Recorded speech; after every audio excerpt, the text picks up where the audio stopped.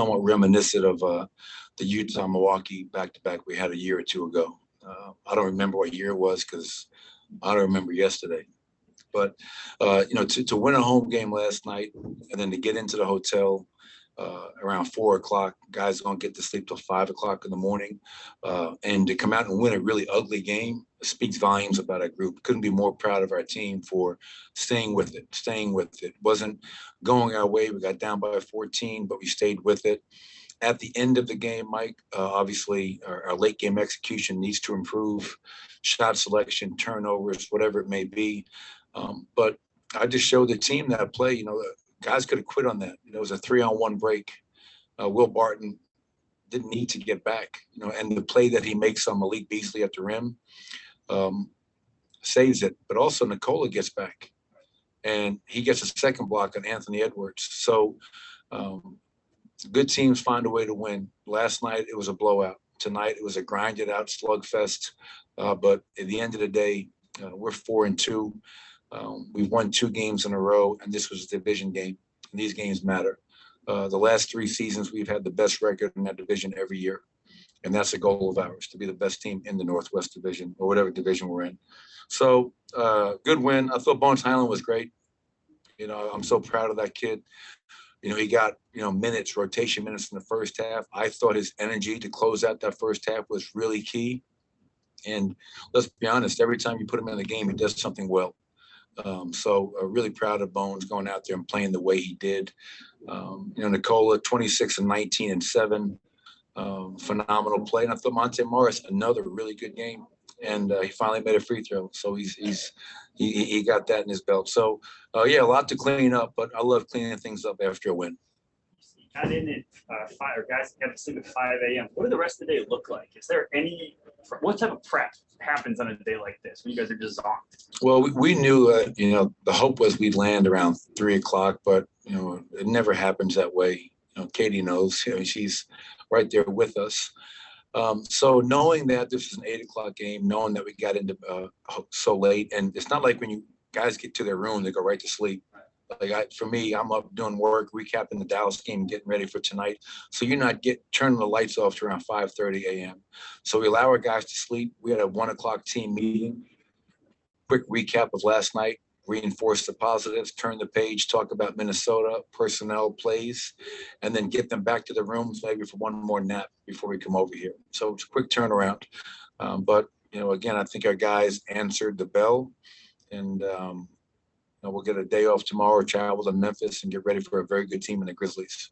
You mentioned Bones. I literally just got an update saying he just tweeted, "Show no fear, great comeback win, my boys." And I want the 3 that he missed in the corner. And he gets almost the exact same look and no hesitation, knocks it down. Mm-hmm. What does that say about his maturity already as a rookie, or maybe even his fearlessness out there? Yeah, well, it's funny. Right before that, the ball found him on the right wing, and he was open and he didn't shoot it.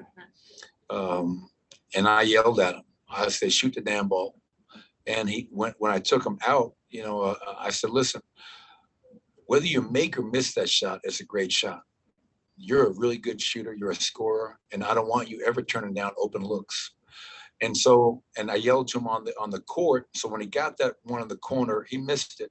But when I found him again, to your point, Kennedy, zero hesitation. He is fearless. He represents a city in Wilmington, Delaware that loves him.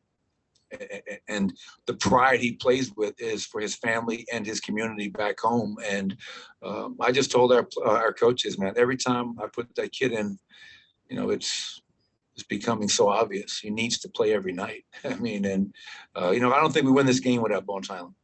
Obviously Nikola was phenomenal. Monte Will's play at the end, but you have to stay in game sometimes. And I felt Bones' productivity and energy kept us in the game in that first half. The defensive run down the stretch, I think you held him to like 4 points the last 6 minutes or something along those lines.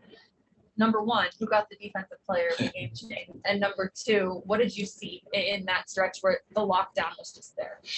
Well, give Malik Beasley credit. He was cooking us for a little bit. We were undisciplined. We were gapping, taking a body off, giving him open looks. So I thought kind of putting that fire out really helped. I thought Nicola's defense on Karl Anthony Towns the whole night was terrific. to hold that guy 4 of 11. That's tough. But overall, the fourth quarter, they only scored 18 points. They shot 38% from the field. And most importantly, Kate, we only had 3 turnovers in the fourth for 2 points. So I think when you don't turn it over, you can set your defense. And our guys just understood that if we're going to make a run, if we're going to make a stand, it has to start with the defense.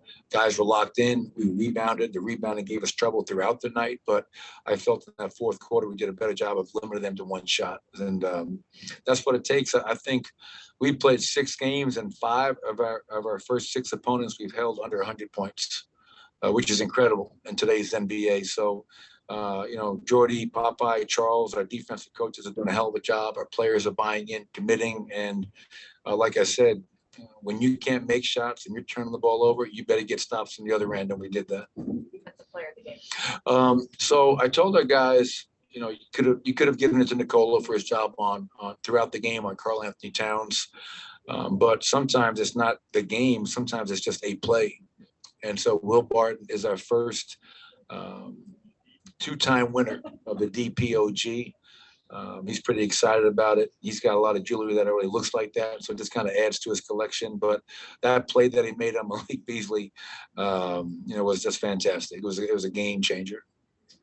To what extent did Bones have any idea that he was going to get in tonight? And what does it show you about his readiness, the mental approach that he was able to contribute immediately in both stints? Yeah, I think, me talking to him and letting him know, as well as the other coaches letting him know, stay ready. I think I've shown him already that, if things aren't going well, there's foul trouble, his name's going to be called, his number is going to be called. And so he's gone out there. And, that first half was so sluggish, sloppy. We, understandably so. Hey, let's go to a young kid who I know is going to make something happen. So it speaks to his maturity. It speaks to his understanding, hey, this is my role right now. I just got to stay ready. I don't know necessarily when my number is going to be called, but coach is telling me I'm doing the right things, and he's going to find a way to get me in the game. And so whenever that is, I'm going to be ready and take advantage of it. And tonight was just another example of that for Bones. All right. Thanks, Coach. Good. Thank you. So I'm going to go for another hour or so. You want to?